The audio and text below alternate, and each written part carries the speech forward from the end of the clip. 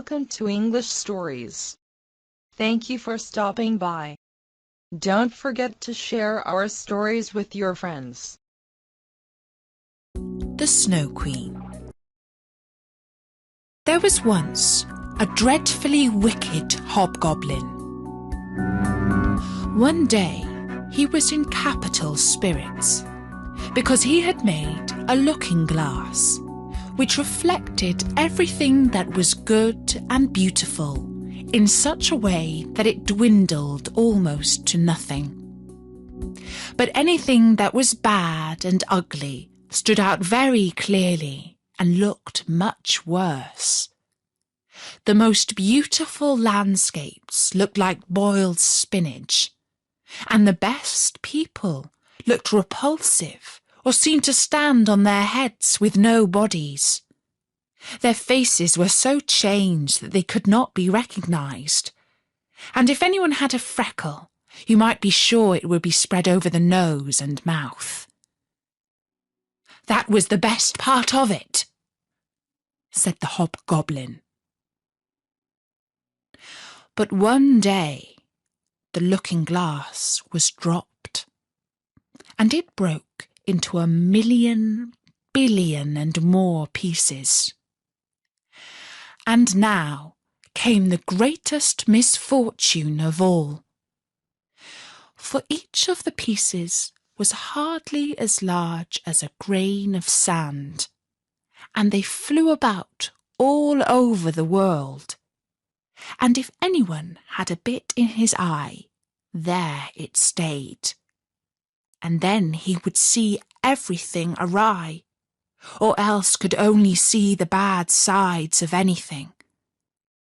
For every tiny splinter of the glass possessed the same power that the whole glass had. Some people got a splinter in their hearts, and that was dreadful, for then it began to turn into a lump of ice. The hobgoblin laughed till his sides ached, but still the tiny bits of glass flew about. And now we will hear all about it. In a large town where there were so many people and houses that there was not room enough for everybody to have gardens, lived 2 poor children. They were not brother and sister, but they loved each other just as much as if they were. Their parents lived opposite one another in 2 attics, and out on the leads they had put 2 boxes filled with flowers. There were sweet peas in it, and 2 rose trees, which grow beautifully. And in the summer the 2 children were allowed to take their little chairs and sit out under the roses. Then they had splendid games. In the winter they could not do this, but then they put hot pennies against the frozen window panes and made round holes to look at each other through. His name was Kay, and hers was Gerda. Outside it was snowing fast. "Those are the white bees swarming," said the old grandmother. "Have they also a queen bee?"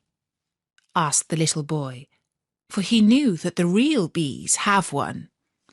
"To be sure," said the grandmother. "She flies wherever they swarm the thickest. She is larger than any of them, and never stays upon the earth, but flies again up into the black clouds.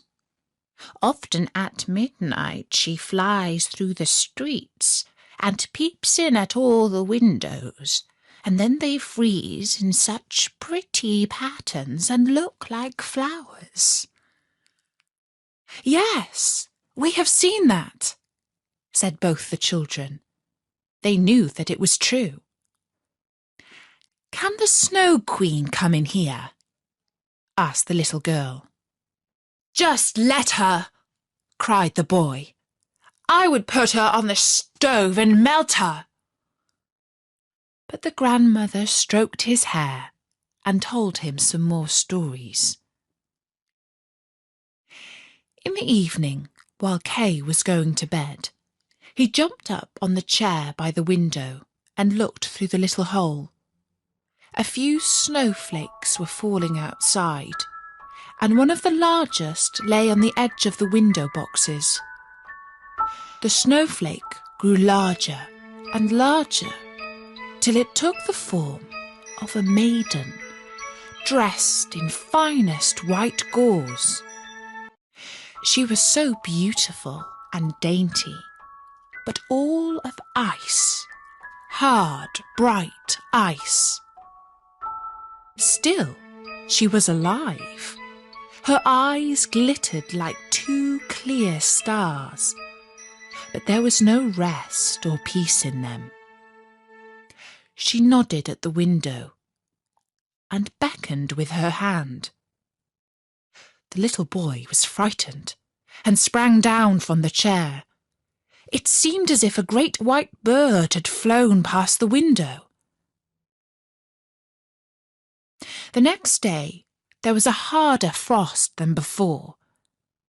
Then came the spring, then the summer, when the roses grew and smelt more beautifully than ever. Kay and Gerda were looking at one of their picture books.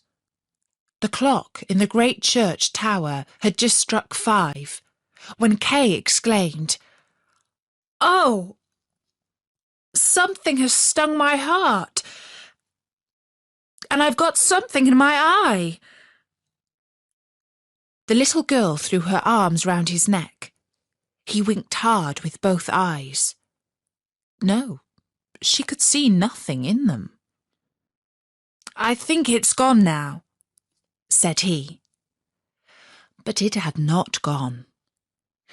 It was one of the tiny splinters of the glass of the magic mirror which we have heard about, that turned everything great and good reflected in it to small and ugly. And poor Kay had also a splinter in his heart, and it began to change into a lump of ice. It did not hurt him at all, but the splinter was there all the same. "Why are you crying?" he asked. "It makes you look so ugly." "There's nothing the matter with me. Just look, that rose is all slug-eaten, and this one is stunted. What ugly roses they are!" And he began to pull them to pieces. "Kay, what are you doing?" cried the little girl. And when he saw how frightened she was, he pulled off another rose and ran in at the window away from dear little Gerda.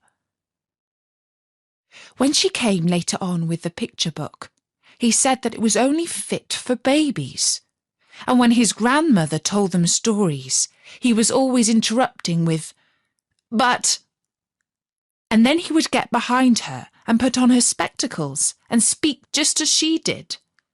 This he did very well, and everybody laughed. Very soon he could imitate the way all the people in the street walked and talked. His games were quite different now. On a winter's day, he would take a burning glass and hold it out on his blue coat and let the snowflakes fall on it. "Look in the glass, Gerda. Just see how regular they are. They are much more interesting than real flowers. Each is perfect. They are all made according to rule. If only they did not melt." One morning, Kay came out with his warm gloves on and his little sledge hung over his shoulder. He shouted out to Gerda, "I am going to the marketplace to play with the other boys." And away he went. In the marketplace, the boldest boys used often to fasten their sledges to the carts of the farmers, and then they got a good ride. When they were in the middle of their games, there drove into the square a large sledge, all white, and in it sat a figure dressed in a rough white fur pelisse, with a white fur cap on. The sledge drove twice round the square, and Kay fastened his little sledge behind it and drove off. It went quicker and quicker into the next street. The driver turned round and nodded to Kay in a friendly way, as if they had known each other before. Every time that Kay tried to unfasten his sledge, the driver nodded again, and Kay sat still once more. Then they drove out of town, and the snow began to fall so thickly that the little boy could not see his hand before him, and on they went. He quickly unfastened the cord to get loose from the big sledge, but it was of no use. His little sledge hung on fast, and it went on like the wind. Then he cried out. The snowflakes grew larger and larger till they looked like great white birds.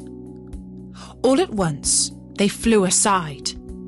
The large sledge stood still, and the figure who was driving stood up. The fur cloak and cap were all of snow. It was a lady, tall and slim and glittering. It was the Snow Queen. "We have come at a good rate," she said, "but you are almost frozen. Creep in under my cloak." And she set him close to her in the sledge and drew the cloak over him. He felt as though he was sinking into a snowdrift. "Are you cold now?" she asked, and kissed his forehead. The kiss was as cold as ice, and reached down into his heart, which was already half a lump of ice. "My sledge! Don't forget my sledge!" He thought of that first, and it was fastened to one of the great white birds who flew behind, with a sledge on its back. The Snow Queen kissed Kay again, and then he forgot all about his little Gerda, his grandmother, and everybody at home. "Now I must not kiss you any more," she said, "or else I should kiss you to death." Then away they flew, over forests and lakes, over sea and land. Round them whistled the cold wind, the wolves howled, and the snow hissed. Over them flew the black shrieking crows. But high up the moon shone large and bright, and thus Kay passed the long winter night. In the day he slept at the Snow Queen's feet.